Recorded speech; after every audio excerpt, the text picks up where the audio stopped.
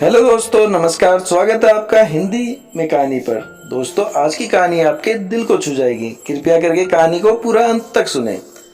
एक बेटा पढ़ लिख कर बहुत बड़ा आदमी बन गया। पिता के स्वर्गवास के बाद माँ ने हर तरह का काम करके उसे इस काबिल बना दिया था। शादी के बाद पत्नी को माँ से शिकायत रहने लगी कि वो उनके स्टेटस में फिट नहीं है। लोगों को बताने में उन्हें संकोच होता है कि ये अनपढ़ उनकी सास माँ है।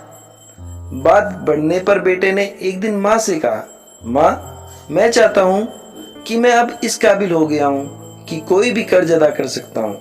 मैं और तुम दोनों सुखी रहें, इसलिए आज तुम मुझ पर किए गए अब तक के सारे खर्च सूद और ब्याज के साथ मिलाकर बता दो।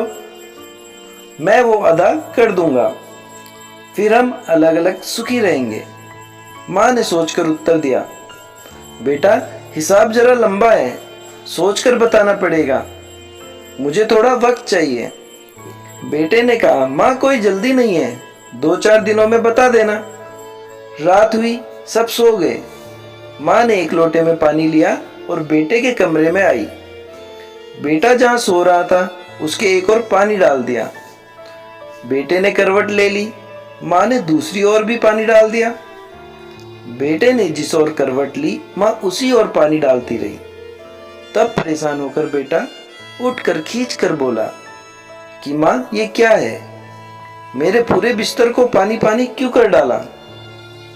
माँ बोली, बेटा, तूने मुझसे पूरी जिंदगी का हिसाब बनाने को कहा था। मैं अभी ये हिसाब लगा रही थी कि मैंने कितनी रातें तेरे बचपन में तेरे बिस्तर गीला कर देने से जागते हुए काटी है। ये तो पहली रात है और तू अभी से घबरा गया। मैंने अभी हिसाब तो शुरू भी नहीं किया है जिसे तू अदा कर पाए। माँ की इस बात ने बेटे के हृदय को झकझोर के रख दिया। फिर वो रात उसने सोचने में ही गुजार दी। उसे ये एहसास हो गया था कि माँ का कर्ज आजीवन उतारा नहीं जा सकता। माँ अगर शीतल छाया है, पिता बरगद है जिसके नीचे बेटा उन्मुक्त भाव से जीवन बिताता है।